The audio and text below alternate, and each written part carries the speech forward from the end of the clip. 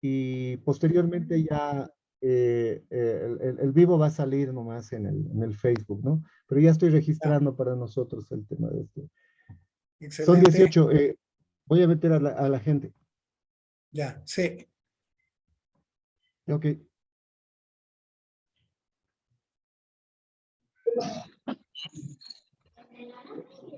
Jorge, ya se está admitiendo a las Bueno, personas. Si es que no llegara Miguel, yo, No, yo, no va a llegar. ya, Ya, yo empiezo y te doy la palabra para que inicies. ya, perfecto. Y después de eso ya me voy a tener que retirar. ¿Ya? Listo. Ok, gracias, Jorge.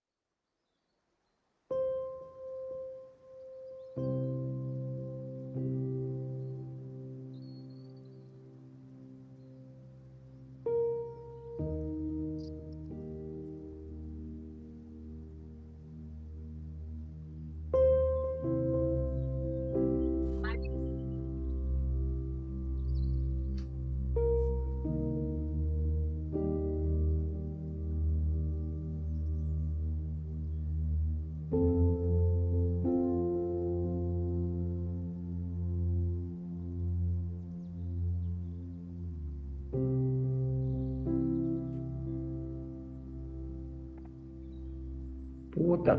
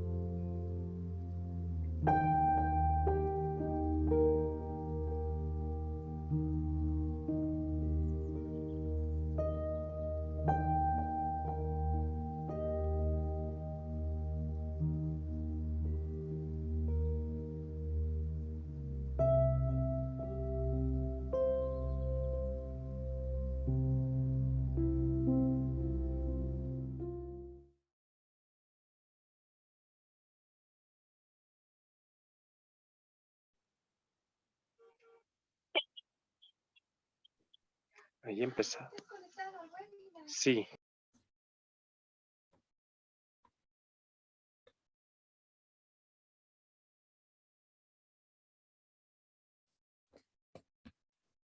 Buenas tardes a todos. Soy Fernando Alcócer, gerente general de la Cámara Boliviana de Electricidad.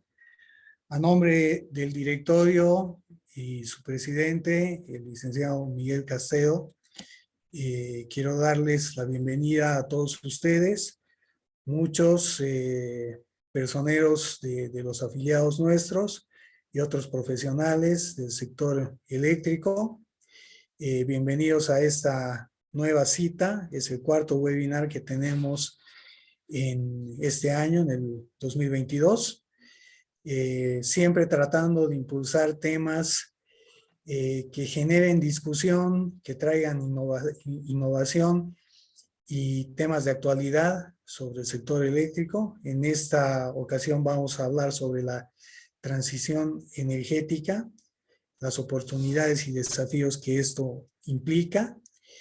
Y bueno, antes de dar la bienvenida a nuestro invitado, expositor, nuevamente agradecerles a todos ustedes por su presencia, por siempre apoyar estos webinars y los eventos que vamos programando con la Cámara Boliviana de Electricidad. Y bueno, un saludo grande también a toda la gente que nos sigue a través del Facebook Live.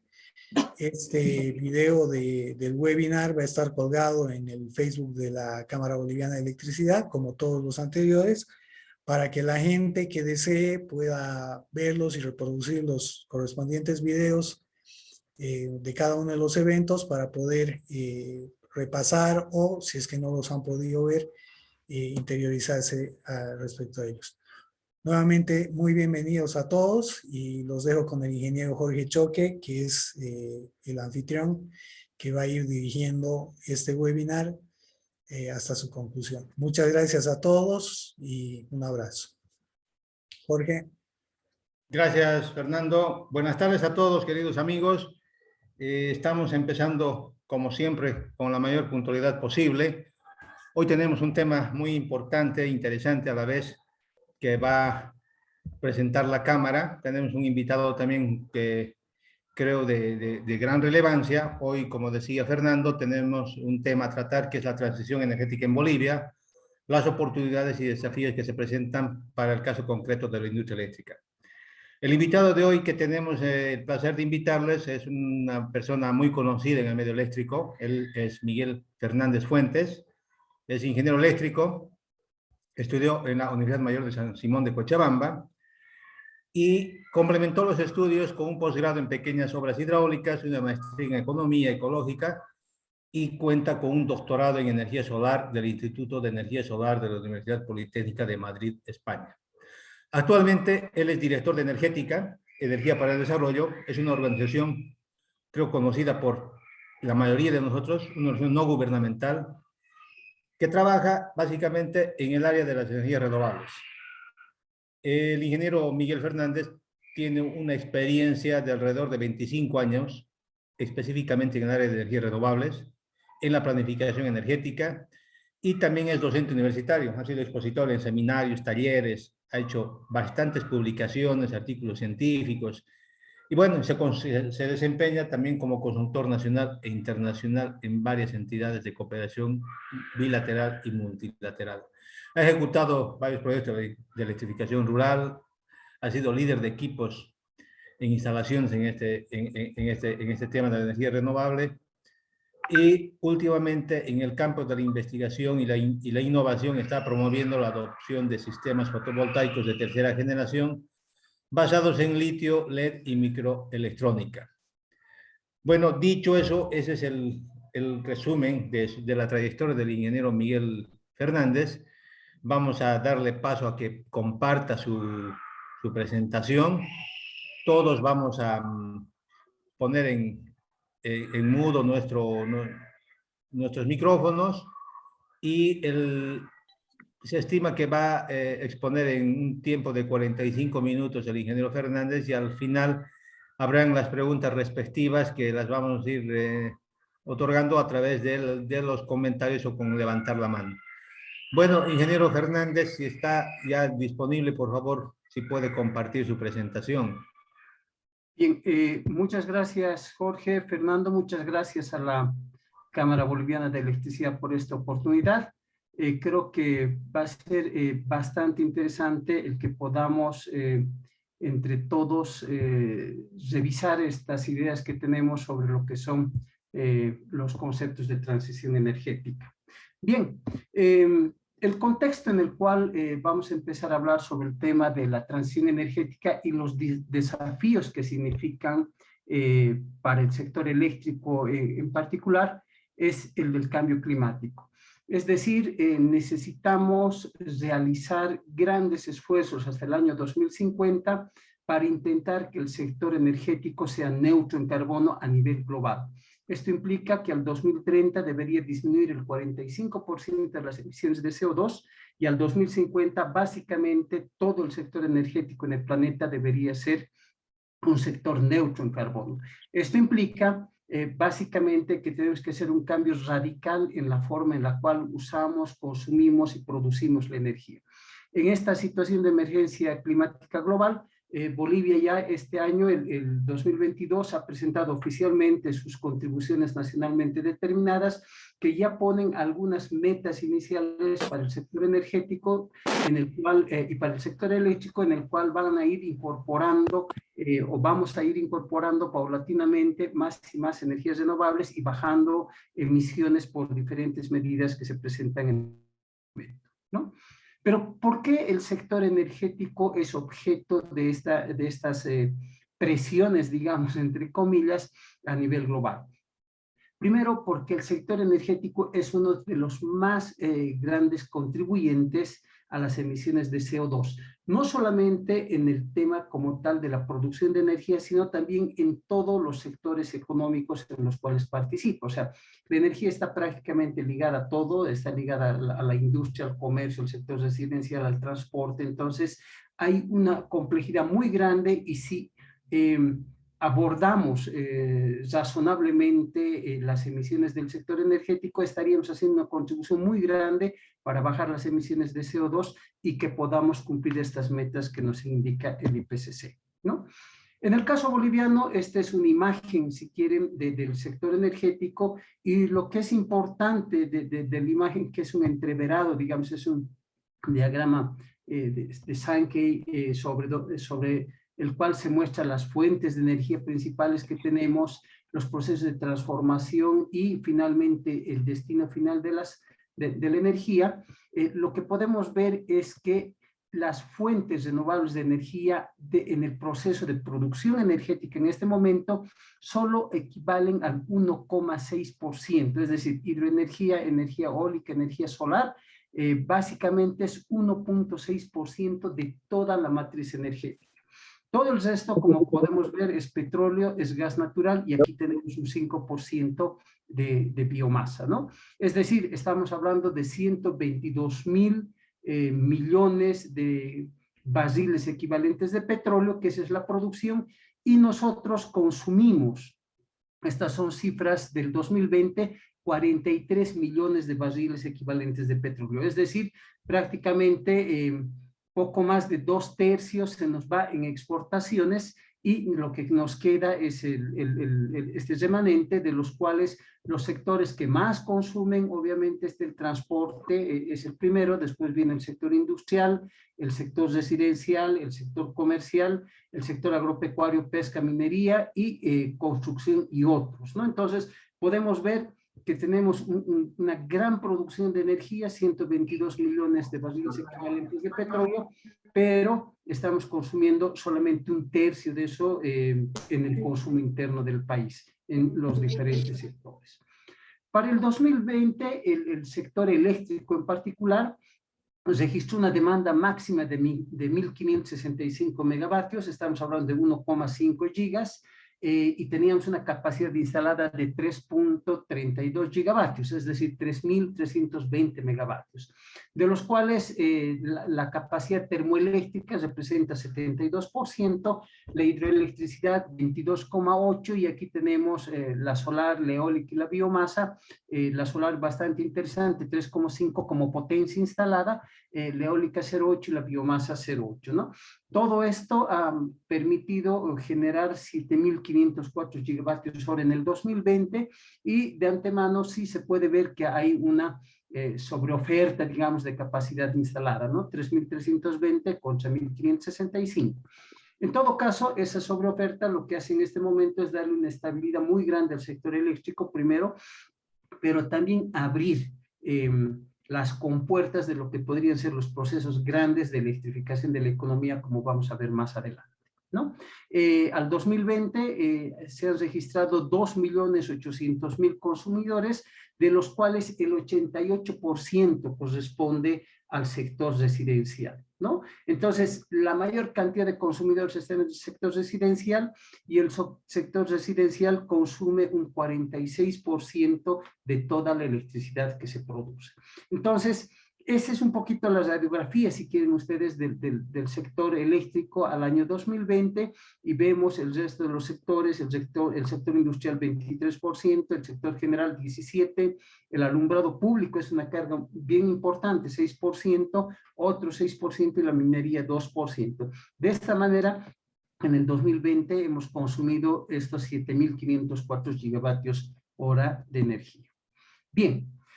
Volviendo entonces al concepto de la transición energética, es decir, tenemos un mandato del IPCC, y el IPCC dice que todo el planeta debe transcurrir hacia una matriz de energías limpias, debe descarbonizarse básicamente el sector energético para tener emisiones neutras al año 2020. Esto fundamentalmente implica que tenemos que desplazar los combustibles fósiles y reemplazarlo por fuentes renovables de energía.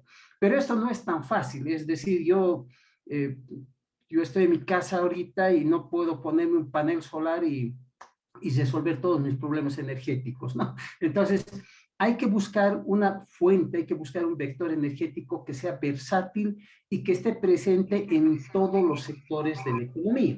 Y ahí la electricidad es el vector energético que cumple con estos requisitos. Es decir, la electricidad está presente en la industria, está presente en el comercio, está presente en el sector residencial, en la minería, etcétera. Y ahora también empieza a estar presente en el transporte, que es una de las cargas más complejas, digamos, para sustituir, si quieren ustedes, los combustibles fósiles. Entonces, no solamente tenemos que pensar en cambiar los combustibles, sino en tener un vector energético que sea transversal a todos los sectores. Eso implica básicamente que tenemos que electrificar la economía. Y esa energía eléctrica, para que sea limpia, debe provenir de fuentes renovables de energía. Ese es el desafío. Para esto, para lograr este proceso de transición que va a implicar dejar una matriz energética basada en combustibles fósiles y pasar a una matriz energética basada en fuentes limpias y renovables, lo que es imprescindible es iniciar acciones planificadas de reemplazo de los energéticos, del cambio de la tecnología, para ir preveyendo. No va a ser posible cambiar de un día al otro, ¿de acuerdo? Entonces, hay todo un proceso que tenemos que empezar a desarrollar, y eso es quizás uno de los mayores desafíos que tenemos en el caso de Bolivia, ¿no? ¿Por qué podría ser complejo realizar este proceso de transición? Primero, en Bolivia, como ya hemos visto las cifras, 93% de todo el consumo de energía en el consumo interno tiene origen fósil. Es decir, no tenemos que reemplazar 20%, 30%, 40%, tenemos que reemplazar 93% de nuestra matriz energética por energías renovables, y en este caso casi diríamos por electricidad renovable.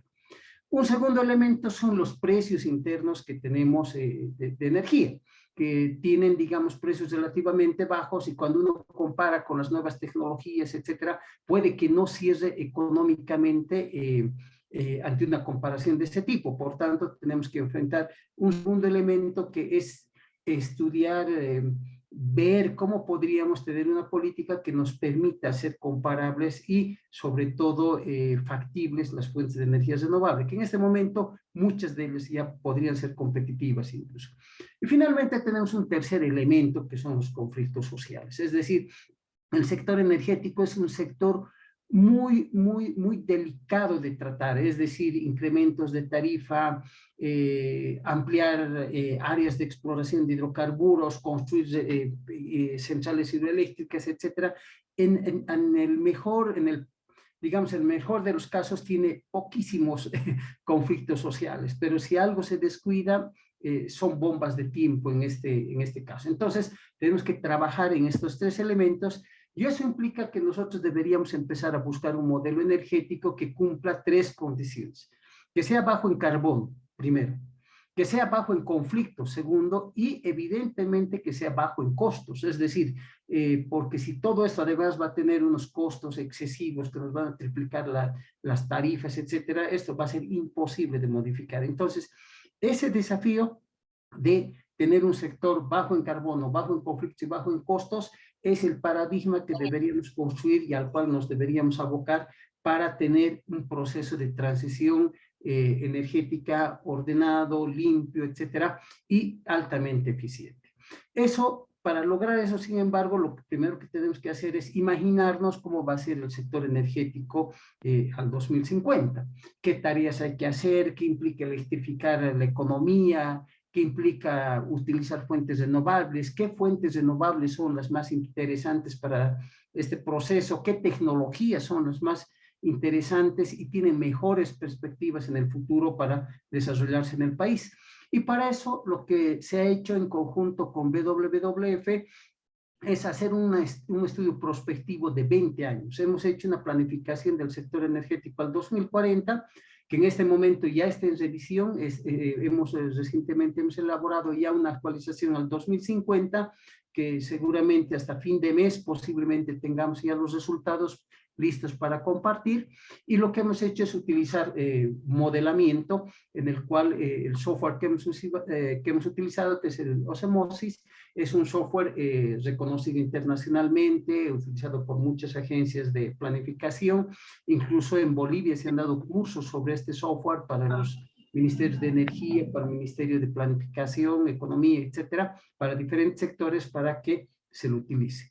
Bajo este modelo, que incorpora, es un modelo básicamente de modelamiento tecnoeconómico e incorpora las características de las tecnologías, eficiencias, rendimientos, incorpora el tema de precios de mediano y largo plazo, es decir, si las tecnologías van a ir cayendo de precio, incorpora los cambios en la demanda, etcétera, y una vez que ponemos todo esto, modelamos el sector. Lo que hemos encontrado son, luego de hacer cerca de 250 combinaciones de variables, hemos encontrado 30 proyecciones de diferentes escenarios, y al final nos hemos encontrado en dos.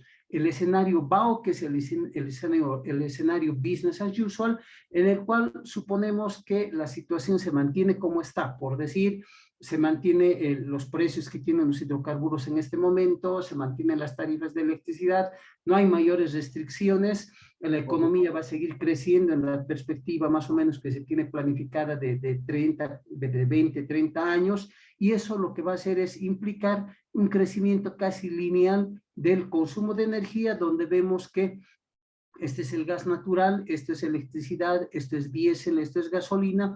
Todos los energéticos van a ir creciendo de manera natural, como lo están haciendo ahora, y el transporte, por ejemplo, en el año 2040 consumiría el 61% de la energía. En este momento consume el 58% de la energía, ¿no? Los combustibles fósiles en este escenario serían el 95% de toda la energía. Les decía que hoy día estamos con 93%, incluso ampliaría su participación, y seríamos más dependientes que hoy de los combustibles fósiles. Evidentemente, eso tiene su correlato en las emisiones de CO2, y lo que vemos es que simplemente las emisiones de CO2 se van a duplicar respecto al año base. Entonces, este es un escenario business as usual. Y estas son las fuentes en general. Pasaríamos de consumir 45 millones de barriles equivalentes de petróleo a prácticamente el doble, ¿no? 87 millones de barriles equivalentes de petróleo. Aquí hay algunos detalles de lo que les estaba comentando y, como les digo, el transporte sería el mayor consumidor. Y ahora vámonos al escenario óptimo. Asumimos que vamos a desarrollar una serie de políticas que nos van a permitir bajar las emisiones, que nos van a permitir controlar de alguna manera los precios, que nos van a permitir penalizar, si quieren ustedes, las emisiones, y en ese contexto se construye un escenario óptimo que es bastante interesante. O sea, hay mucha medida de eficiencia energética y gracias a eso el sector solamente crece un 10%, todo el sector energético, ¿no? Y hay una incorporación muy fuerte de las energías renovables y sobre todo de la electricidad que hacen que las emisiones de CO2 caigan radicalmente y tengan además una tendencia de reducción muy interesante, de tal manera que al 2050 podríamos llegar básicamente con emisiones cero. Es decir, este escenario, además de óptimo, no implica para nada una restricción en el crecimiento económico que se tiene previsto, es decir, se mantienen las tendencias de crecimiento del Producto Interno Bruto, de la población, no se limita para nada, pero lo que sí se hace es un uso más eficiente de la energía, se hace un cambio radical de fuentes de energía y ciertas políticas que nos permiten hacer el uso más inteligente, si quieren, de la energía, ¿no?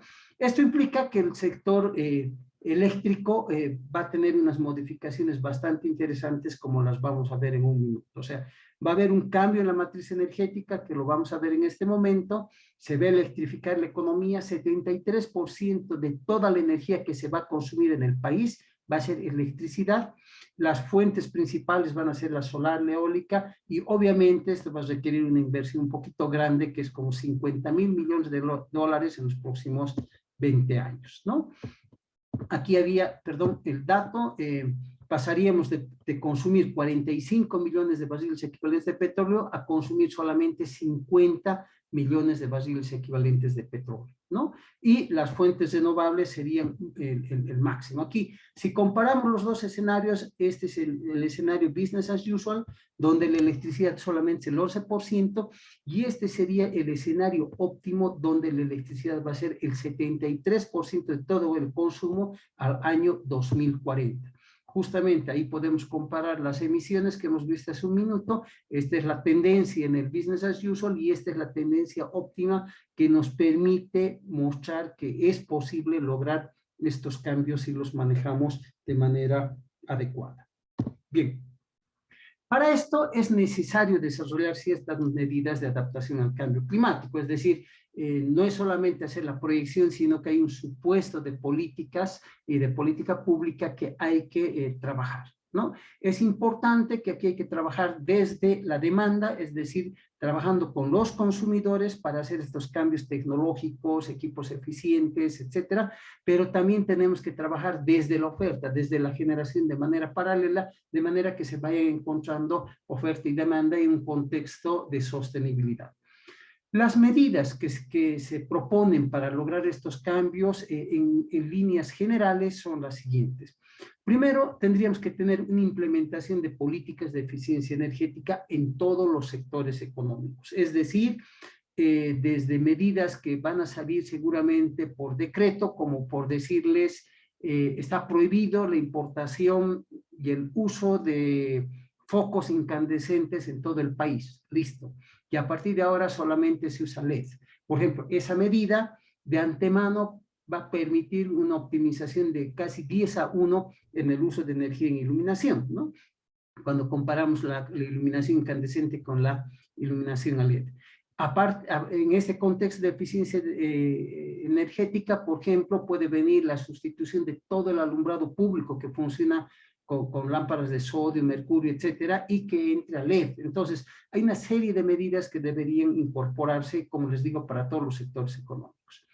Por otro lado, tiene que haber una política pública que realmente facilite la electrificación del sistema energético. Es decir, no estamos hablando del sistema eléctrico, ¿no? Del sistema energético, de todo el sistema.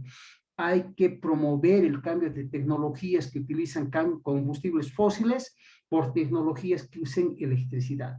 Y aquí el principal sector con seguridad es el transporte, ¿no? Porque es uno de los sectores que tienen el consumo de combustibles fósiles más intensivo del país. En este momento, les decía, es el 58% de todos los combustibles fósiles los consume el sector transporte. Si logramos un cambio razonable con el transporte, vamos a tener un impacto increíble en todo el proceso de transición energética. Debería haber una priorización también sobre el tema del gas natural. Nosotros pensamos que sería prioritario pensar en la exportación del gas a precios internacionales donde recibimos más recursos y destinar estos recursos que se van a recibir a profundizar el tema de la transición energética. Es decir, en este momento puede ser muchísimo más rentable producir energía con hidroelectricidad, con energía solar que con gas natural, porque cuando lo vendemos tenemos mejores precios internacionales. Y en el caso de que hubiese exportación de electricidad, que es uno de los desafíos que tenemos pendientes como país, intercambio de energía con otros países de energía eléctrica, al momento de estar exportando pensamos que se debería, las generadoras deberían pagar los precios internacionales de gas natural para este proceso de exportación, ¿no? Es decir, para que no haya unos desbalances económicos de largo plazo. También deberíamos buscar cómo reducir la competitividad que hay en este momento, forzada, si quieren, entre las termoeléctricas en la matriz de generación eléctrica. Ya vamos a ver alguna propuesta más adelante. Y también la inclusión de impuestos al carbono en el sistema energético nacional. Es decir, de alguna manera tenemos que empezar a desincentivar el uso de combustibles fósiles y las emisiones y además el funcionamiento de centrales que tengan altos niveles de emisión. Entonces, con todas esas medidas y otras más que se detallan en los estudios que hemos realizado, es posible ir configurando un set de políticas públicas que nos permitan avanzar. ¿Cuál sería la imagen del sector eléctrico al 2040? En este momento hemos dicho que tenemos como 1.500 megavatios de potencia de demanda máxima y aproximadamente debemos utilizar una capacidad instalada de unos 2.000 megas que tenemos que tener. O sea, tenemos una capacidad instalada de 3.300, pero ahí tenemos, digamos, una capacidad flotante, ¿no? Pero para el 2020 aquí tenemos, pensando que estamos justo en esos 3.000 megas, miren, el sistema eléctrico tiene que crecer hasta lograr los 28.000 megas. Es decir, lo que tenemos hoy, casi multiplicar por 9, casi por 10 veces lo que tenemos hoy en el sector eléctrico. De estos 28.000 megas, de estos 28 gigas, la mayor cantidad de energía va a ser la energía solar. Son 16 gigavatios que se van a ir simplemente en energía solar. Hoy no tenemos nada de esto, ¿no? Nuestro sistema es de 3 gigas, si quieren, tenemos que llegar a 28. Las centrales hidroeléctricas de embalse, que es otra de las fuentes más interesantes que tenemos en este momento para regular la intermitencia de las fuentes solar eólica, tendría que ser de 8.000 megas, 8 gigas necesitamos de fuentes de embalse, de fuentes hidroeléctricas con centrales, con represas para controlar la intermitencia. Entonces, fíjense, entre lo que es la solar, la hidroeléctrica, tenemos fundamentalmente esas dos patas en la parte renovable. Y al año 2040 todavía vamos a usar gas natural porque el tema de la intermitencia hay que seguirlo trabajando, hay que seguirlo regulando y seguramente en los 10 años que siguen va a seguir creciendo la hidroeléctrica hasta minimizar el consumo de gas natural para la generación de electricidad. En este escenario, 86% de toda la energía que se va a consumir en el país, en todos los sectores, industria, comercio, transportes, residencial, minería, etcétera, va a provenir de fuentes renovables y solamente un 14% vendría de lo que es el gas natural. Bien, pasaríamos, resumiendo esto, de tener el 11% del consumo energético de electricidad hoy día a tener el 73% en el 2040, ¿no? Toda la capacidad instalada que tenemos de generación en gas es un parque que va a ser suficiente para regular las fuentes intermitentes de energía renovable, mientras además se va construyendo las hidroeléctricas de embalse que vamos a necesitar para regular en el futuro. Y eso implica también que hay que pensar en una cartera de proyectos hidroeléctricos con menores impactos ambientales, etcétera, etcétera, que tenemos que ir construyendo, ¿no? Entonces, sobre esa base, ahí veíamos, antes ya les decía cuánto va a costar la transición energética. En una primera cosida hemos visto que podría llegar a costar cerca de 50.000 millones de dólares, de los cuales la hidro se llevaría como 32.000 millones de dólares, la solar como 14.000, y entre eólica, gas natural y otras fuentes estaríamos con 3.500 millones de dólares en los próximos 20 años hasta el 2040. El desafío más grande en la parte económica es el cubrir el déficit fiscal. Como ustedes saben, en este momento muchos de los ingresos que tenemos como país provienen de los recursos de la exportación del gas. Ahí está el IDH, el IHD, etcétera, que es el dinero que entra al Tesoro General de la Nación, que va a los municipios, que va a las universidades, etcétera, etcétera.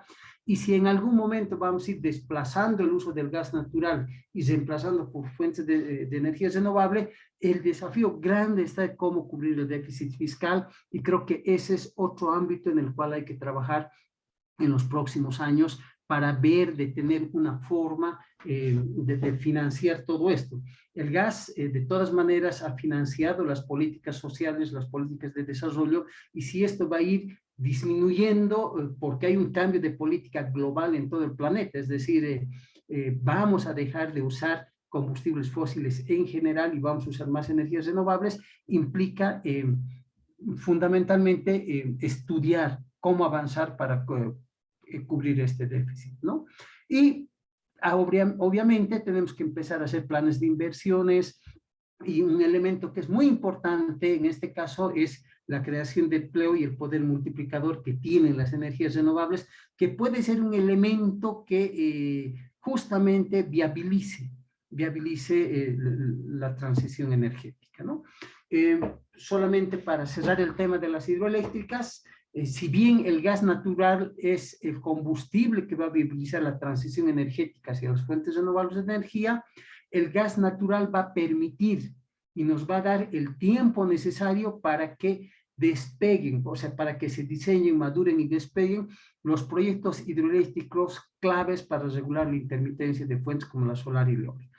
Piensen que un proyecto hidroeléctrico no es un proyecto que sale de la noche a la mañana, necesita algunos años entre identificación, diseños, estudios y finalmente la construcción. Se van varios años, pero por suerte para el caso de Bolivia nosotros tenemos una capacidad instalada y tenemos gas para soportar esto, que no es el caso de muchos países, por ejemplo en Centroamérica, que en este momento quieren iniciar procesos de electrificación de la economía, de transición energética, pero no tienen ninguna fuente de respaldo por atrás. Nosotros tenemos el gas y creo que es clave pensar en el gas como el combustible que va a viabilizar la transición energética, ¿no? Entonces, estos elementos, más pensando en lo que significa la hidroelectricidad sostenible, creo que podemos avanzar hacia adelante. Y hidroelectricidad sostenible, en el caso nuestro, fundamentalmente significa hidroelectricidad de montaña, es decir, proyectos como los que tenemos en Cochabamba, ¿no? Todo el complejo de Corani, Santa Isabel, San José, etcétera, o la central de Misicuni, o la central que está en construcción en Ibirizu, nos muestra que es muy interesante estas centrales de tamaño mediano, digamos, que tienen un impacto ambiental mínimo, pero tienen un increíble aporte en lo que es generación de potencia y energía, ¿no? Bien, ¿cómo avanzamos en este proceso?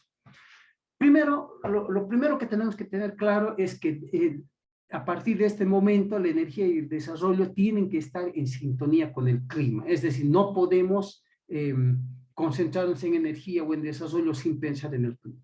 Y segundo, que descarbonizar el sector energético significa fundamentalmente electrificar la economía. Para eso planteamos cinco pasos. El primero es el cambio en la generación de energía.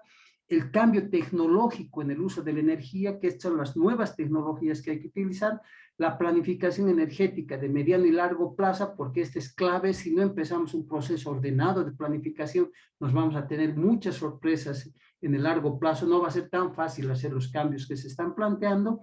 Otro elemento que es fundamental es un cambio en la actitud de la sociedad, es decir, hay que concientizar a la sociedad de que va a haber estos cambios y que van a haber necesariamente algunos empujones que vamos a sufrir entre nosotros, ¿no? Es decir, tenemos que estar conscientes, pero si queremos un planeta seguro, si queremos que no haya una debacle climática sin vuelta de hoja, tenemos que evitar que se incremente la temperatura en esos 1.5 grados centígrados que nos dice el IPCC hasta el 2050. Y para eso también tenemos que mostrar ejemplos de factibilidad y aplicación inmediata. Desde ese punto de vista, la transición energética puede empezar ahora. Y un detalle más que hay que tener en cuenta. Al 2030, el 90% de la población boliviana va a vivir en ciudades.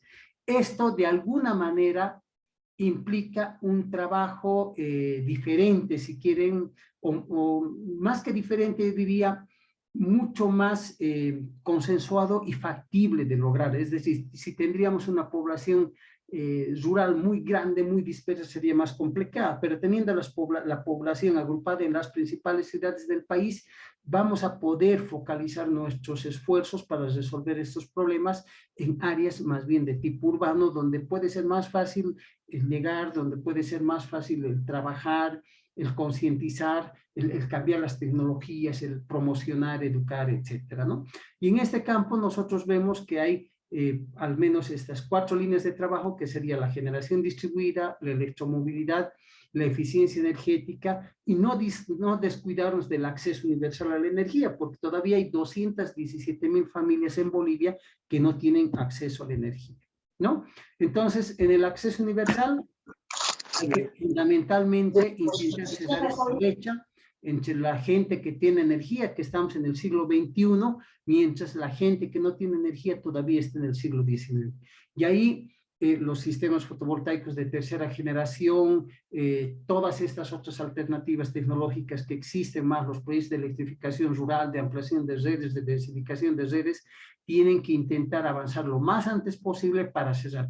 Piensen que cada noche que pasa se queman como 200,000 velas por noche. Y si la vela cuesta $1, estamos quemando todas las noches 200,000 bolivianos que se hacen humo. Entonces, hay digamos que hay urgencia por resolver este problema. En cuanto a la generación distribuida, que yo creo que muchos de ustedes conocen, en este momento generar energía solar a nivel de usuario, digamos, 1 kilovatio hora puede ser entre 30 y 60% más baratas que las tarifas que tenemos. El sector residencial puede ser un gran aportante en este campo. Está el decreto supremo 4477 y la clave de la generación distribuida es que no exige inversiones estatales y puede ser fácilmente que les digo, implementada en la medida en que las normativas que tengamos se vayan flexibilizando en un plazo más o menos corto, ¿no?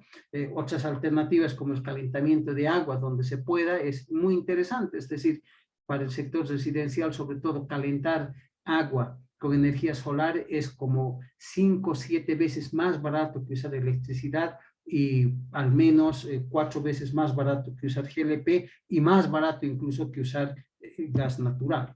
Y en el tema de la eficiencia energética, aquí solamente les muestro un ejemplo de lo que es la iluminación pública con LED, donde las lámparas LED se pueden repagar en 2 años y medio, con toda la inversión que significa, y durar prácticamente más de 20 años, ¿no? Piensen que las lámparas LED tienen 50,000 horas de vida útil, entonces, si a los 2 años y medio se repagan solamente con los ahorros de electricidad, tenemos un montón de vida útil por delante. Y este es algo que debería ser impulsado no solamente por el sector eléctrico, en realidad por los municipios y por todos los que pagamos el alumbrado público, ¿no? Es muy importante.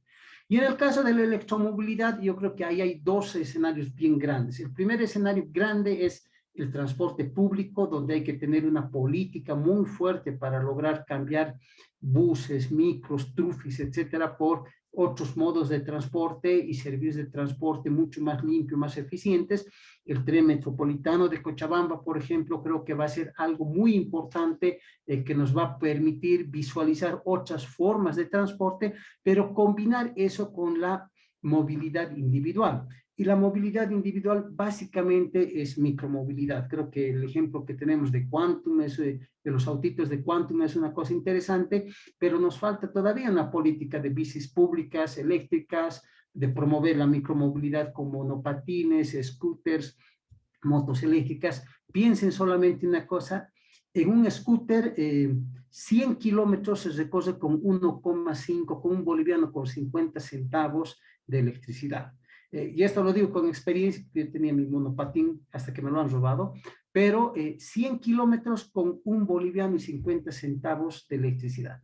En motos eléctricas se está haciendo cerca de 70 kilómetros con un boliviano con 40 centavos. En la moto 70 kilómetros, con la motito más eficiente por lo bajo son entre 13 y 14 bolivianos de gasolina. Entonces ahí se puede ver que hay, para el tema de la movilidad, hay una serie de alternativas que pueden ser interesantes. Pero de nuevo, lo fundamental es cambiar el modo de transporte, priorizando la movilidad pública y el transporte libre. Bien, en ese contexto, entonces, vamos a ver cuáles son los desafíos del sector eléctrico, ¿ya? Porque hasta aquí el discurso está bonito, vamos a hacer la transición, vamos a poner las energías renovables, se va a electrificar la economía, pero ahora, ¿qué tiene que hacer el sector eléctrico? Y lo primero que yo he intentado mostrarles aquí, o intento mostrarles, he logrado conseguir algunos documentos disponibles en la web sobre empresas y ciertos indicadores de rendimiento de empresas eléctricas de Brasil, Perú, Argentina, Uruguay, Paraguay, Ecuador, y hemos sacado algunos promedios, ¿no? Entonces, miren, el promedio de empresas internacionales, y hemos comparado con las empresas que están en el sistema interconectado nacional, también en bloque, ¿no? Es decir, todo el SIN que representa y todas estas empresas que representan. Fíjense la densidad de consumidores por kilómetro. Mientras el promedio en el SIN en Bolivia es de casi 22 personas por kilómetro, el promedio internacional es de 34,7. Consumidores por trabajador de empresa eléctrica, mientras en el SIN estamos en 600 consumidores más o menos por cada trabajador del sector eléctrico, afuera están en 900, ¿ya? Consumo específico en kilovatios hora por mes por cliente, el promedio. En el SIN estamos en 222, afuera está en 451, en promedio en todas estas empresas. Energía vendida por kilómetro de línea, en megavatios hora por kilómetro. 58 en el SIN, 179 afuera. Energía vendida por transformador instalado, ¿no? Megavatios hora por megavolt ampere, 1708 contra 3761. Energía vendida por trabajador, 1714 contra 5347. ¿Qué nos dice esto? En densidad, las empresas a nivel internacional, hay unas que tienen mejores desempeño que otras, pero en promedio tienen 1,6 más veces, una densidad 1,6 veces mayor que la del SIN. La relación entre consumidores y trabajadores es 1,5 veces mayor en las empresas internacionales que en el SIN. En el consumo específico, en promedio, es 2 veces más alto el consumo específico de fuera que el de Bolivia. En energía vendida por kilómetro de línea, la diferencia es 3:1, 3 veces. La energía vendida por trabajador es 3 veces y la energía vendida por capacidad de transformación 2,2 veces. ¿Qué nos dice eso? Que tenemos que trabajar en algunos elementos para subir la productividad del sector, ¿no? ¿Qué es? Y lo vamos a ver un poquito más adelante ya en las conclusiones. ¿Qué son entonces los desafíos que nosotros vemos en el tema de la transición energética, por ejemplo, en generación? Bien, tenemos que incorporar cerca de 16 gigavatios de energía solar intermitente al 2040. Ese va a ser un desafío súper grande en el tema de lo que es la generación. Tenemos que desarrollar 8 gigas de hidroelectricidad de embalse al 2040. Obviamente va a haber cada vez más generación intermitente y necesitamos fuentes con potencia firme para apoyar el ingreso de la solar y la eólica. Si quieren, en términos más simples, si no hacemos hidroelectricidad de embalse, no vamos a poder utilizar la solar y la eólica, que son las fuentes más baratas, de las cuales tenemos el mejor potencial y que van a ser las más rentables en el caso boliviano. Es decir, la hidro va a posibilitar que usemos la solar y la eólica. La hidro va a posibilitar que caminemos hacia la transición energética. Necesitamos mejoras sensibles en el control, despacho y regulación a nivel nacional. Hay que ver los temas de predicción de la generación solar y eólica, porque en realidad la catalogamos de intermitente porque no podemos hacer una predicción del despacho. Sin embargo, hoy ya se puede. Es decir, este es un cambio que tiene que venir en el tema de la generación. Hoy se fija, actualmente, no hoy día, sino actualmente en Bolivia se fijan los precios y se ven los despachos más o menos cada 6 meses. En otros países se está haciendo la planificación del despacho un día antes. Si nosotros podríamos predecir la energía solar que vamos a disponer el día de mañana, la energía eólica que vamos a disponer mañana, con sus potencias, etcétera, podríamos cambiar radicalmente el sistema de precios que tenemos y no pensar en que las energías renovables como la solar y la eólica no dan potencia firme, solamente dan energía. Y estos mecanismos de predicción de estas fuentes intermitentes están tan avanzados que ya nos permiten dar con suficiente, ¿qué les digo?, seguridad, una predicción a 24 horas sin mayor problema. Entonces, en ese contexto ya tendríamos un mercado donde todas las fuentes pueden competir. Va a competir la solar, va a competir la eólica, el gas, el diésel, si queremos, la geotermia, la hidroelectricidad, como serían los mercados del día anterior. Obviamente, para esto hay que cambiar la normativa, tiene que evolucionar el sector, pero también es evidente que tiene que mejorar nuestros sistemas de control y de predicción de las fuentes de energía. En cuanto a la transmisión, los desafíos que tenemos es, yo creo, reforzar la necesidad de interconexión a nivel nacional. Es decir, tenemos que pensar que vamos a gestionar flujos de energías renovables dentro de la región, dentro de los departamentos, los municipios en Bolivia, de una manera muchísimo más ágil y dinámica de lo que hacemos ahora, ¿no? Si en este momento empieza a soplar el viento furiosamente en Santa Cruz, deberíamos aprovechar toda esa energía eólica para bajar nuestro consumo de gas natural en algún momento, ¿no? Si tenemos energía solar radiante en el altiplano, tenemos que poder aprovechar esa fuente de energía y dejar de utilizar gas. Entonces, pero para eso necesitamos un sistema de intercambio de energía, de transmisión que sea altamente fiable, muy robusto y en el cual tenemos que trabajar justamente en estos próximos años. Hay que reforzar estas líneas porque van a transmitir 14 veces más energía de lo que se transmite ahora. Entonces, ese es un desafío muy grande. Pero además hay que pensar cómo van a afectar en el futuro, por ejemplo, la demanda de electromovilidad. Si de repente los autos van a ser una carga eléctrica muy importante, ¿cómo va a afectar esto a los sistemas de distribución, a los sistemas de transmisión, a la generación, etcétera? Entonces, para todo esto necesitamos empezar a imaginar el sector en el futuro. Y esto implica digitalizar, automatizar la operación, de manera que en el caso de la transmisión inclusive sea posible subsanar fallas remotas a través de mando a distancia, ¿no? Y ver estos elementos de la sensibilidad en el despacho.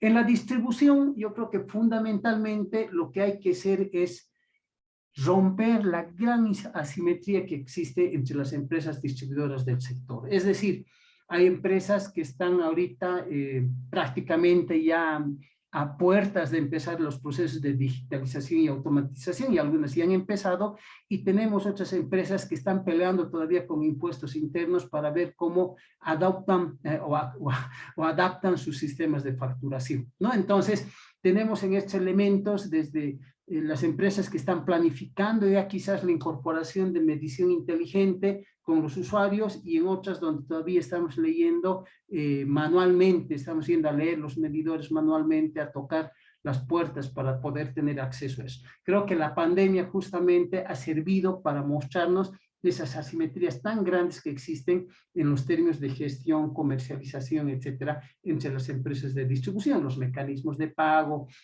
que pueden ser una serie de elementos que son bastante críticos en los cuales hay que trabajar, ¿no? Entonces, en resumen, yo creo que lo que se puede decir en este caso es que lo que tenemos que hacer es, viendo los indicadores al principio, más estos desafíos en lo que es la generación, la transmisión, la distribución, tenemos que incrementar radicalmente lo que es la productividad en el sector eléctrico. Tenemos que modernizar y digitalizar los procesos internos en operación, comercialización, facturación, atención al cliente, inversiones, etcétera. La recolección de datos para la facturación debería ser prácticamente automática, ¿no? Todo lo que es medición inteligente, cortes, reconexiones, tener canales especiales en algunos casos para atender a clientes que compran potencia y energía, hacer selección crítica de proyectos de electrificación rural. En algunos casos hemos visto que la expansión de las redes puede estar comprometiendo de alguna manera los temas como tal de estabilidad de los sistemas, aunque entendemos que la electrificación rural es un compromiso socialmente invaluable en el cual tenemos que estar todos firmes, pero creo que hay que optimizar los proyectos que se hagan buscando también cargas productivas, etcétera, de tal manera que suba el consumo de la energía rural. Y una cosa que es importante también es que el sector como tal, tanto las empresas de generación como de transmisión y distribución, incorporen metas de impacto ambiental y compromisos de reducción de emisiones de CO2. Si eso no es parte de la política empresarial, no es parte de los compromisos del sector, difícilmente vamos a poder cambiar. El momento que nos pongamos metas, en ese momento vamos a empezar a incrementar, si quieren ustedes, las acciones en estos campos. Otro elemento que es fundamental, como hemos visto ya, es la planificación de mediano y largo plazo en función de la sostenibilidad. Como les decía, los cambios no se van a hacer de un día al otro, pero tenemos que irlos planificando y tenemos que ir previendo. La selección de tecnologías es importante. El dimensionamiento de equipos de manera óptima para minimizar capacidad ociosa. Por ejemplo, en algún momento hemos hecho algunos trabajitos de investigación con estudiantes de la Universidad Privada Boliviana, de la UPB aquí en Cochabamba, y hemos visto que, por ejemplo, los transformadores de ciertos edificios funcionan al 40% de su capacidad, ¿no? Porque han sido las cargas y todo lo demás está diseñado de una forma tal que responde a una lógica de hace 20, 30, 40 años atrás, cuando ahora estamos utilizando equipos mucho más eficientes y realmente hay una capacidad ociosa ahí que se podría optimizar, ¿no? El tema de la electrónica de potencia, las redes inteligentes, el despeje de fallas, la gestión en línea, la digitalización dirigida a grandes clientes como una estrategia de negocios, son escenarios también que se plantean para que las empresas puedan avanzar y obviamente el desafío grande de la generación distribuida y la electromovilidad. Para ir cerrando este tema, entonces, ¿qué es lo que hay que ver? Desde mi punto de vista, pienso que lo que tenemos que hacer fundamentalmente es influir sobre los tomadores de decisiones para que se vaya diseñando escenarios energéticos que no consideren combustibles fósiles y promuevan la electrificación de la economía. Esto no quiere decir que no se usen los combustibles fósiles, sino que se vaya minimizando el rol de los combustibles fósiles justamente en estos procesos de transición. Es evidente, el cambio va a ser gradual, el cambio no va a ser de un día al otro y el gas natural va a ser el combustible que va a viabilizar la transición energética. Ya lo hemos dicho por el tema de las hidros y los tiempos de maduración de los proyectos, etc. Las energías renovables van a ser las fuentes privilegiadas en el futuro y gestionar la intermitencia en realidad es uno de los grandes retos, por eso la hidroelectricidad en el caso boliviano, en otros países puede ser otras fuentes, pero en el caso boliviano la hidroelectricidad de embalse va a ser clave para poder avanzar en lo que son estas fuentes de energías renovables. Modernización y digitalización del sector es imprescindible para que podamos avanzar en asumir los retos de la transición. Solamente imaginando los flujos de energías renovables, la intermitencia, etcétera, la necesidad de transferir energía de uno a otro sector, va a exigir que nuestro sistema eléctrico, por lo menos en los próximos 5 o 10 años, ya no se va a parecer en nada al que tenemos ahora, justamente en perspectivas de lo que es la transición energética. Y creo que armonizar estos procesos de crecimiento y modernización ante la asimetría que existe en el sector, lo que les comentaba, es vital. Es decir, todas las empresas distribuidoras deberíamos encontrar un mecanismo en el cual de alguna manera razonable todas vayamos intentando crecer al mismo ritmo. Es evidente que el salto va a ser mucho más grande para unas que para otras, pero ahí justamente necesitaríamos algún tipo de política pública, de cooperación, de asistencia, etcétera, que permita reducir estas asimetrías, sobre todo en las empresas pequeñas.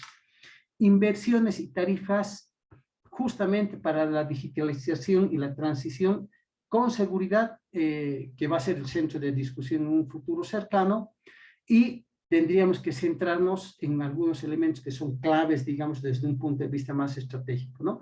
Primero, adecuar el marco legal y reglamentario. Vamos a tener nomás que en algún momento ajustar la ley de electricidad del 94 que tenemos, más los reglamentos y todo eso, y tener algo que además incorpore a la transición energética como un elemento clave y la electrificación de la economía. La planificación de mediano y largo plazo es otro elemento que tiene que ser central, y esto debe de ser parte incluso de un nuevo marco legal, es decir, tener las metas definidas en las nuevas leyes o en los nuevos reglamentos, etcétera, en la nueva política pública del sector debería ser importante para lograr la transición. Y un elemento más que creo que es clave es el desarrollo de mecanismos de financiamiento innovadores para el sector. Es decir, para todo esto vamos a necesitar dinero. Nosotros decíamos va a costar 50.000 millones de dólares, pero no eso es el tema del cambio de la generación. Y la transmisión, y la digitalización, y la modernización, y toda la adecuación del sistema de distribución, las redes, etcétera. Ese es otro mundo que está fuera de estas estimaciones que hemos hecho nosotros, para los cuales es importantísimo que podamos desarrollar estos mecanismos de financiamiento, porque si no, no vamos a poder cumplir con el reto de la transición, pero más importante, no vamos a poder cumplir con los compromisos que tenemos para evitar el cambio climático y evitar el sobrecalentamiento del planeta. Esto es lo que yo quería compartir con ustedes. Muchas gracias.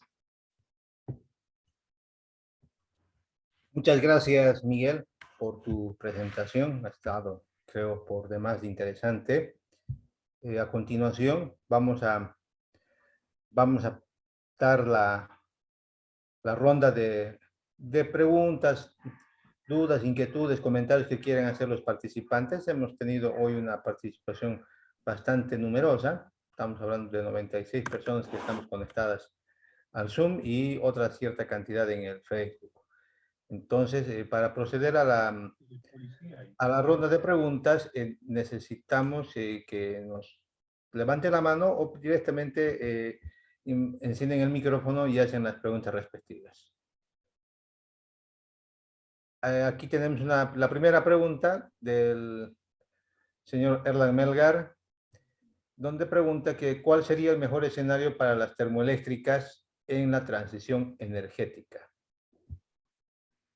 Bien, el mejor escenario para las termoeléctricas es hoy. Es decir, las termoeléctricas en este momento lo que van a empezar a hacer, si tenemos un proceso de transición que va a despegar ya incorporando mucha solar, eólica, etcétera, es darle solidez a nuestro sistema eléctrico, justamente cubriendo la intermitencia de las fuentes renovables de energía y dándonos tiempo que necesitamos para construir esta serie de hidroeléctricas de embalse, que estamos diciendo 8.000 megas necesitamos de hidroeléctricas, que van a tomar su tiempo. Es decir, una hidroeléctrica no se hace en 6 meses, ¿no? Una planta de gas sí la montamos, una turbina la podemos poner en 6 meses, pero una hidroeléctrica se van a ir por lo menos 3 a 5 años como si nada, y ese tiempo que necesitamos nos lo van a dar las centrales termoeléctricas. Es decir, es clave el papel de las termoeléctricas en este momento. Bien, tenemos otra pregunta del ingeniero Fernando Gemi. Por favor, si puede tomar la palabra, encender su micrófono, ingeniero. Muchas gracias, está prendido el micrófono. ¿Me escuchan? Sí, se lo escucha, ingeniero, adelante. Ya, en primer lugar, una felicitación a Miguel por una brillante y profunda presentación de un tema sumamente crítico e importante para nuestro futuro, que es la transición energética. Voy a simplemente hacer comentarios para que tal vez después sean motivo de algunas ampliaciones en este tipo de presentaciones. Estoy completamente de acuerdo en que la normativa tiene que adaptarse a la transición energética y además debe contemplarse la ingeniería financiera porque una inversión de 2.500 millones al año y un monto que se acumula, la pregunta es, con las reservas internacionales y recursos propios, ¿podemos financiar semejantes planes? En el tema de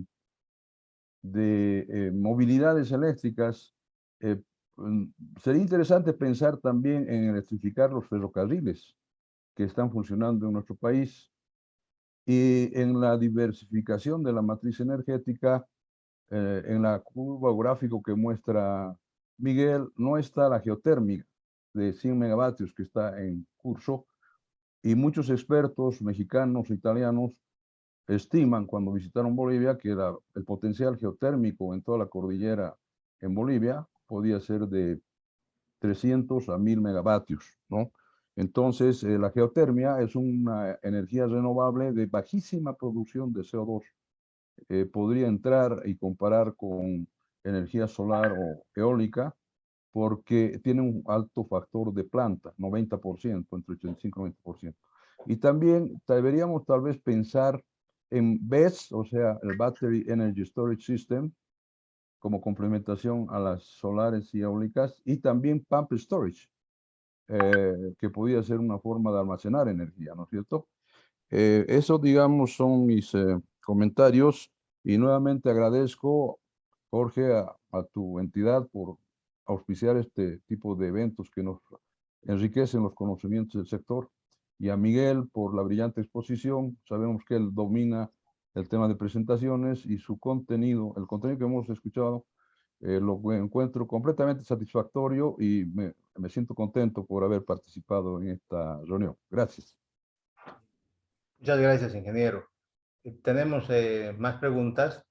Tenemos, antes de dar paso a las que están, vamos a dar la prioridad a los que han entrado primero. Entonces, la primera, hay una pregunta de la señora Victoria Callapa que indica lo siguiente: como muestra en su presentación, la energía solar será una de las predominantes en el cambio nacional a futuro.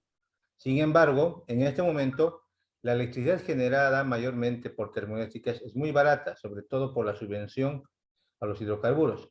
¿Esa será una barrera a romper si queremos empezar con la transición de la matriz energética? Bien, evidentemente en este momento las diferencias de precio en las energías es muy clara, digamos, entre que parece que la solar es muy cara y la termoeléctrica con gas, digamos, es muy barata. ¿Cuál es el elemento central que hace esta diferencia? El elemento central es que a la energía solar no se la considera como una fuente que nos va a dar potencia firme. Consideramos como una fuente que solamente nos va a dar energía, mientras que las fuentes termoeléctricas nos dan energía y potencia. Pero esta puede cambiar radicalmente si cambian la forma en la cual el mercado calcula los precios. Y por eso les decía, en este momento se hacen las predicciones y los cálculos de precio de energía a 6 meses. Cada 6 meses actualizamos los costos de energía. Pero en este momento es posible, en Europa, en Estados Unidos, en varios países, ya se puede predecir de un día al otro la energía renovable que vamos a tener disponible. Es decir, yo podría asegurar hoy que a tal hora mañana, no sé, la planta de Oruro de 100 megas, entre las 12 del mediodía, qué sé yo, y las 2 de la tarde, dar 89 megas de potencia firme.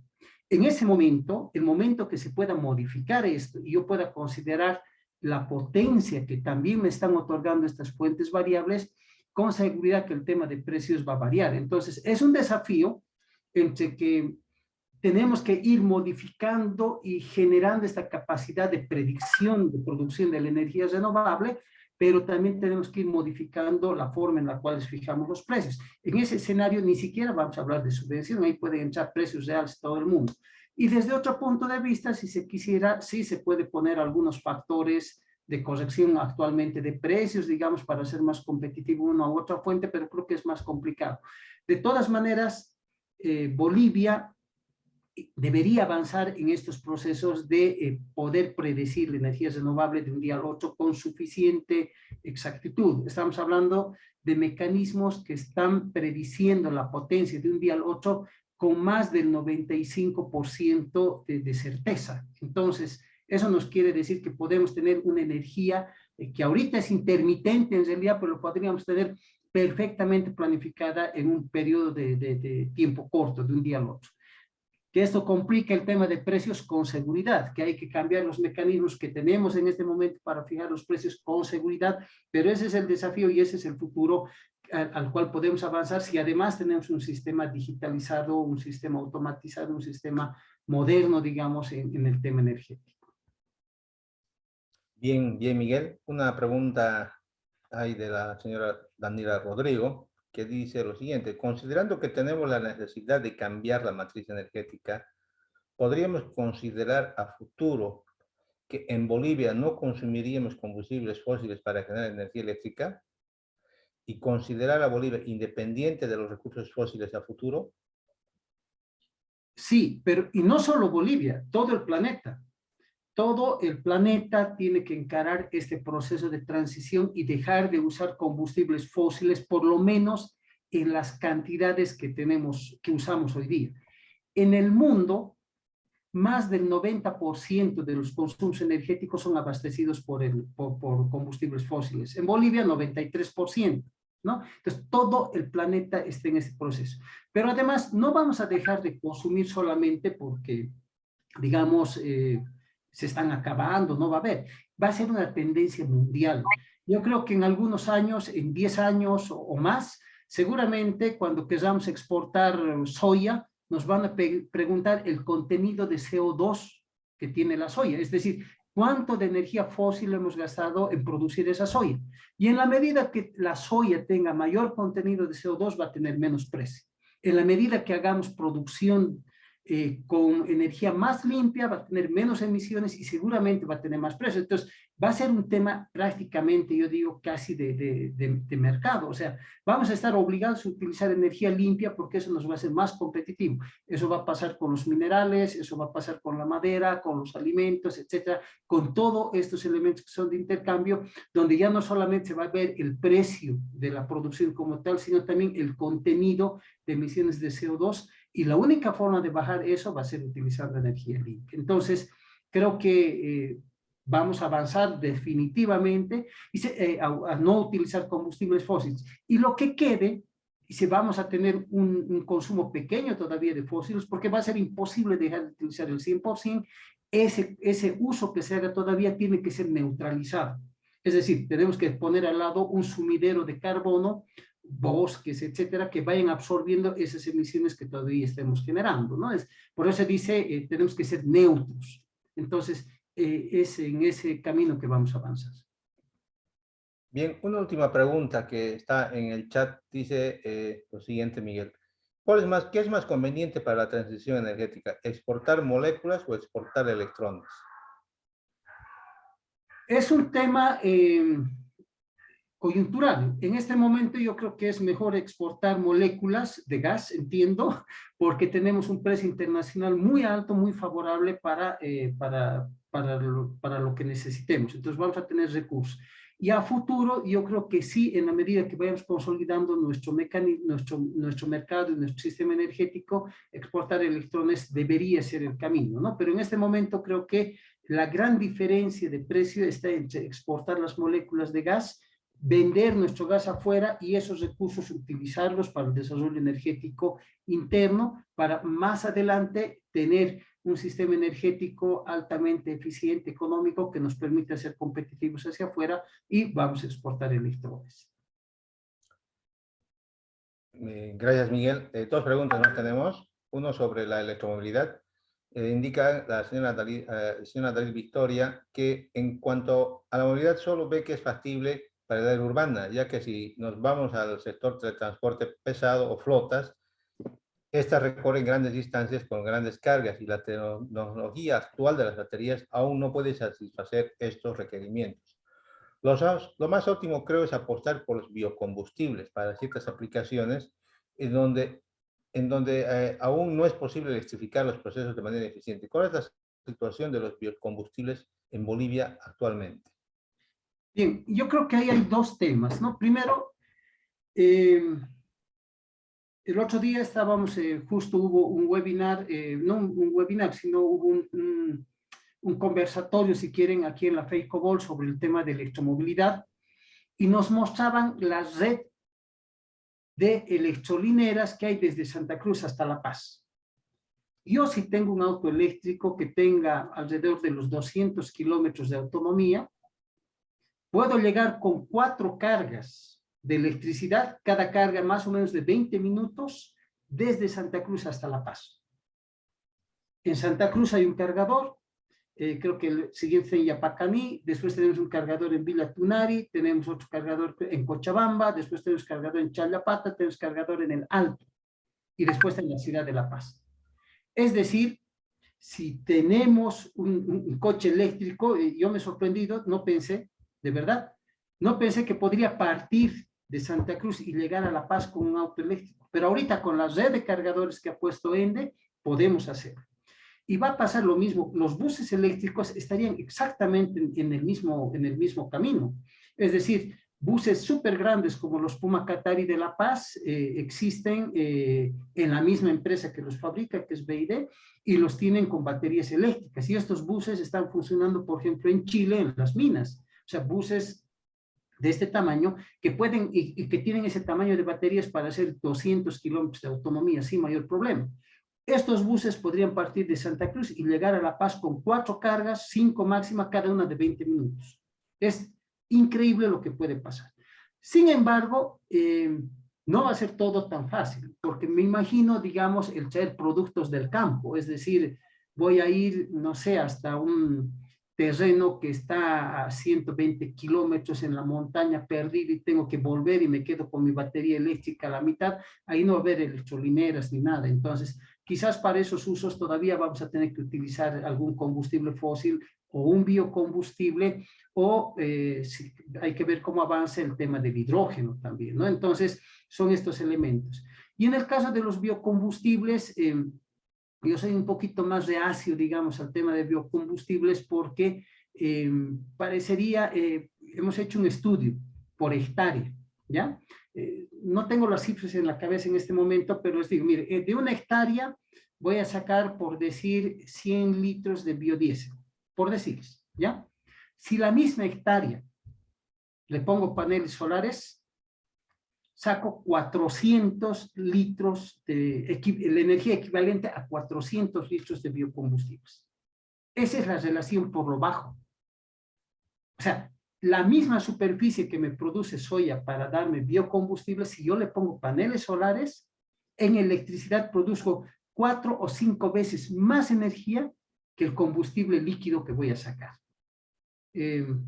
Bueno, yo soy fanático de la energía solar, me van a disculpar, pero este cálculo lo hemos hecho y realmente pensar entonces en electrificar el agro no debería ser tan complicado. O sea, pensar en lo que se llama la nueva tendencia que es agrovoltaico, ¿no? Que es agricultura y fotovoltaico, porque podríamos tener tractores eléctricos, cosechadoras eléctricas, todo en eléctrico, y la superficie que vamos a necesitar me va a producir más energía que si yo me pongo a sembrar cierto tipo de vegetales para producir biocombustibles. De todas maneras, los biocombustibles van a tener su nicho, seguramente el etanol, estas cosas, sin mayor problema, pero en general creo que hay que explorar todavía más cómo podría avanzar estas otras fuentes de energía. Gracias, Miguel. Hay una pregunta sobre la generación distribuida y te preguntan cuál es tu opinión acerca de la reglamentación que ha emitido la Autoridad de Electricidad. Bien, yo creo que el paso que ha dado la Autoridad de Electricidad y el Gobierno Nacional y el Decreto Supremo 4477 es un avance súper importante porque hasta antes de eso no teníamos nada, ¿no? Todos los que teníamos un sistema de generación distribuida, nosotros tenemos uno desde el 2009, era un sistema ilegal, o por lo menos no formal, ¿no? Más, no digamos ilegal, informal. Hoy lo podemos visibilizar, Sin embargo, la opinión en lo personal que tengo, hemos revisado, digamos, con detalle la reglamentación y nos parece que tiene exigencias un poco rígidas que deberían flexibilizarse sobre todo para los sistemas pequeños. Es decir, nos pide una serie de estudios, etcétera, etcétera, certificaciones que para un sistema, digamos, de 20 kilovatios, 50 kilovatios, que va a costar $20,000, $100,000, no es un problema, uno se contrata un especialista y se hace. Pero para un sistema que va a costar $1,500, si yo tengo que cumplir toda la reglamentación que dice la AE, hemos hecho un cálculo de costos, nos costaría cerca de $800 cumplir con las certificaciones que pide Norca, con contratar los ingenieros para que me hagan el proyecto, las revisiones, etcétera, etcétera. Entonces, para los proyectos pequeños me parece que está un poquito sobrecargada la reglamentación, que se puede aplicar perfectamente a proyectos grandes. Entonces, ahí para mí la clave es que tiene que haber una flexibilización en este tema de la reglamentación de generación distribuida para que despegue. Es verdad, el decreto supremo tiene poco tiempo, digamos, va a cumplir un año, tiene un año más o menos, y todavía no se ve un despegue muy grande de la generación distribuida, en parte porque mucha gente se asusta cuando ve los requisitos que tiene que cumplir. Me ha pasado. Había gente muy interesada que querían los sistemas y cuando les hemos mostrado todo lo que hay que cumplir, dice, ay, quizás va a ser más problemas que beneficios, ¿no? Entonces, esperaremos que se flexibilice para entrar. Pero creo que pasado eso, está bien. Repito, creo que lo más importante ha sido dar este paso inicial y ahora hay que ir acomodando esa reglamentación para lograr que realmente la generación distribuida se masifique. Gracias, Miguel. Una pregunta del señor Erlan Melgar. ¿Cuán importante ve involucrar al sector privado en el ámbito de la generación para alcanzar los objetivos de la transición? ¿Y qué papel juega el hidrógeno verde en las proyecciones que realizaron? Bien, ese yo creo que es otro elemento que hay que empezar o que debería empezar a ser considerado por el gobierno, porque viendo los desafíos que se vienen hacia adelante en el tema de lo que es la transición energética, hacerlo solamente con una visión, digamos, estrictamente estatal es un poquito más complicado y es darle un peso y darle una carga muy grande al Estado, ¿no? Es una carga que se la puede compartir perfectamente con el sector privado, sin que el Estado renuncie, digamos, a las preeminencias que tiene de regulación, de fijación de tarifas, de preservar lo que es un sector estratégico, etcétera, etcétera, pero creo que hay que hacer todos los esfuerzos para encontrar un nicho en el cual el sector privado pueda participar y apoye a desarrollar este campo. O sea, para nosotros la generación distribuida es el primer elemento en el cual el sector privado en realidad podría participar sin mayor problema si lo está haciendo, ¿no? Y a partir de ahí se podría abrir esto a las plantas de generación más pequeñas, dentro de ciertas dimensiones, etcétera, pero sin problema. Entonces, hay que hacer un esfuerzo para encontrar este nicho en el cual sea compatible la participación del sector privado con la política estatal y vayamos construyendo un sector energético fuerte, limpio, sostenible, etc. ¿Y qué pasa con el hidrógeno verde en las proyecciones que hemos realizado? El modelo que utilizamos nosotros es un modelo tecnoeconómico que, como les digo, incorpora precios, incorpora eficiencias, etcétera. Y el año que lo hemos hecho correr, que ha sido el año 2020, los precios que había para el hidrógeno verde todavía eran muy altos, las proyecciones de precio eran muy altos. Entonces el modelo lo que hace es seleccionar las tecnologías más eficientes y económicamente más eficientes y las proyecta, digamos, como soluciones. Se puede forzar algo siempre, pero de momento el hidrógeno verde era demasiado caro, digamos, para competir con la solar, o pasaba lo mismo un poco con la geotermia, ¿no? Que puede ser una energía limpia, pero en términos de precio era más cara que la solar. Y pues por eso la solar y por el potencial que tenemos va desbancando a todas menos a la electricidad. Sin embargo, creo que en la medida que las tecnologías se van desarrollando, también van siendo más eficientes en términos de precio. Y ya en estas actualizaciones que estamos haciendo del modelo, ya empiezan a entrar otro tipo de tecnologías que tienen mejores perspectivas de futuro y posiblemente ya en algún momento el hidrógeno pueda ser parte de este menú de tecnologías.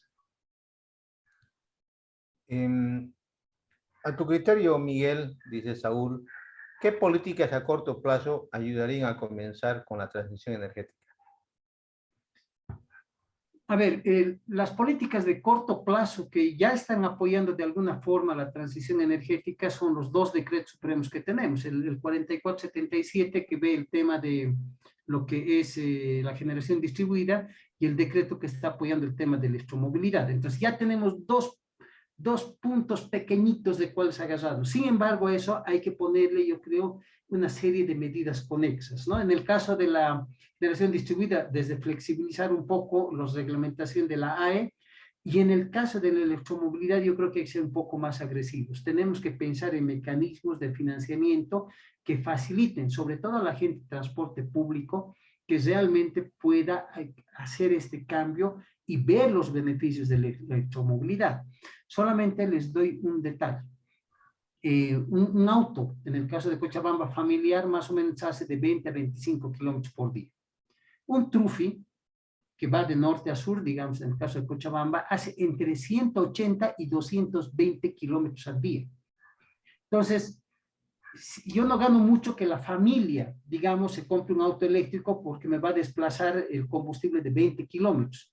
Pero si logro que la gente que tiene su trufi lo cambie por un trufi eléctrico, ahí voy a tener un impacto de 180 a 200 kilómetros por día. 10 es equivalente a 10 autos, ¿no? Hemos hecho un análisis con gente, estudiantes de Univalle, justamente en este tema de relevamiento, y miren esto. Sí, el gobierno le pediría su trufi a este señor y le da un trufi nuevo, 0 kilómetros, eléctrico, y solamente le cambia y le dice que él se carga la electricidad, en más o menos 3 años, poco menos de 3 años, a los precios internacionales que tiene el diésel hoy día, ese trufi se repaga solito con el ahorro de combustible. O sea, a los precios internacionales, que no es el precio interno, ¿no? Con el precio interno del diésel tardaría unos 7 años más o menos en repagarse con el ahorro. Pero en este momento nosotros estamos importando diésel a 3 veces el precio internacional. Entonces, fíjense en la medida ahí de cómo se podría hacer. Y finalmente, un elemento más que creo que es importante para la transición es tener los mecanismos de planificación de mediano y largo plazo. Y ahí fijar algunas metas que sean importantes para el sector. Eso va a acelerar estos procesos. Gracias, Fernando. Una última pregunta antes de concluir viene del señor Yerko Serrate, que dice, ¿qué soluciones se realizarían para que las distribuidoras, se refiere a las distribuidoras de electricidad, no se vean afectadas económicamente por la espiral de la muerte al promover la generación distribuida? Fundamentalmente, yo creo que lo que hay que hacer es empezar a discutir los temas tarifarios, que no necesariamente van a implicar incrementos terribles en las tarifas, pero lo que sí no creo que se pueda hacer ahorita es que o sea, desde el punto de vista del sector eléctrico, si yo estoy en una distribuidora, sí la generación distribuida me va a afectar porque voy a vender menos energía, ¿no ve? Pero además yo tengo que tener la capacidad para responder a la demanda de ese usuario. Si en algún momento él decide desconectar su sistema de generación de energía, yo tengo que proveerle y tener la capacidad lista para responder, y eso tiene un precio. O sea, responder a esta fuente intermitente, el día que falle el panel fotovoltaico, este señor me va a consumir, no sé, 3 kilovatios de potencia, 5 kilovatios de potencia, X kilovatios hora, y tener todo eso en reserva tiene un costo. Y yo creo que esos costos tienen que ser estudiados razonablemente por las empresas distribuidoras, por el gobierno, etcétera, y empezar a ensayar algunos escenarios en los ajustes tarifarios que se hacen, en los cálculos de ajuste tarifario que se hacen periódicamente.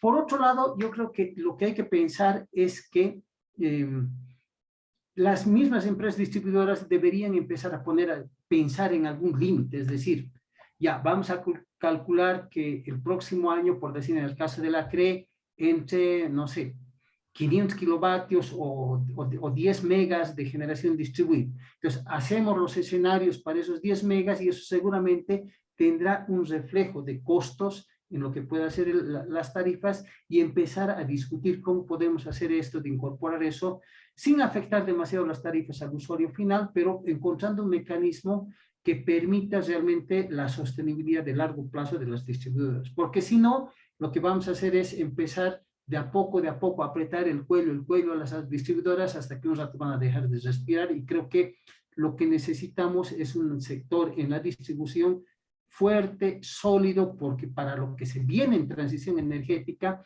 estos flujos de energías renovables van a ser cada vez más grandes, y solamente con empresas fuertes, sólidas, tecnológicamente bien estructuradas, modernas, automatizadas, digitalizadas, vamos a poder enfrentar eso, y eso son inversiones y se necesita esos recursos, ¿no? O sea, hay que trabajar en este tema de las tarifas, yo creo, para empezar a ver cuál sería un impacto que podría haber y cómo se va a cubrir eso, y eso hay que discutirlo con la Autoridad de Electricidad en su momento.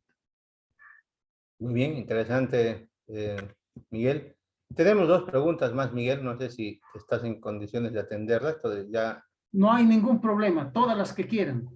Bueno, entonces vamos a dar paso, con el permiso de todos, a las últimas dos que están planteadas. Una, hecha por el señor Ademar Pala, dice, ¿es factible la implementación de microredes en poblaciones rurales?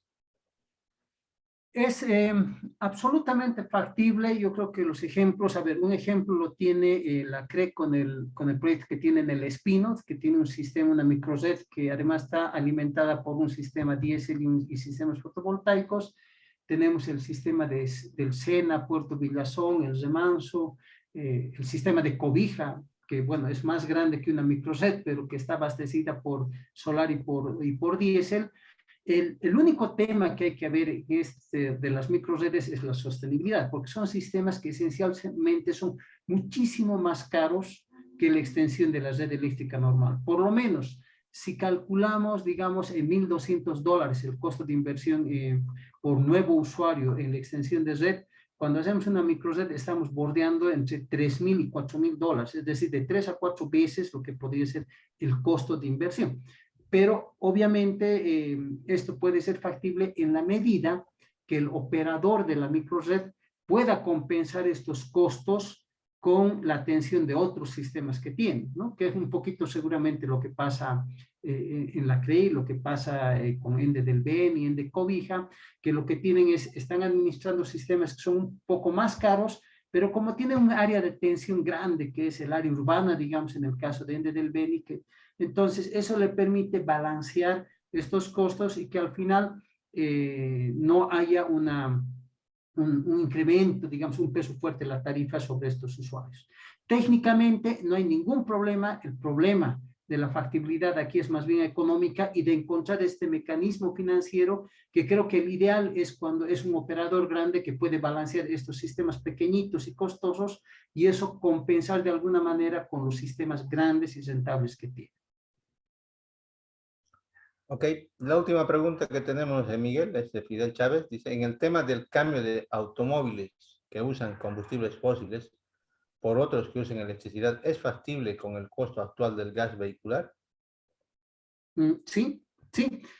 La diferencia que hemos calculado en costos con un auto que usa gasolina es uso electricidad y uso gasolina. La diferencia es 10-1 en combustible.